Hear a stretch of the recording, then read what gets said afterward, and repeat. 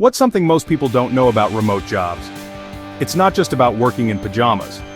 Let's break down the real strategies to get hired in 2025. First up, update your resume for remote work.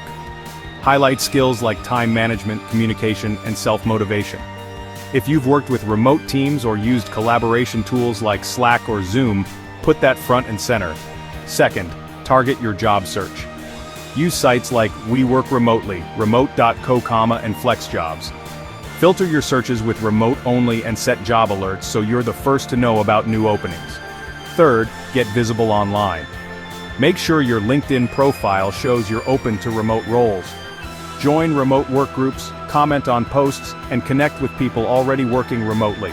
Fourth, customize every application. Reference the company's remote culture and explain why you'll thrive without an office. Show you've done your homework on what makes remote work succeed. Fifth, prep for video interviews. Test your tech, find a quiet spot, and practice clear, confident answers.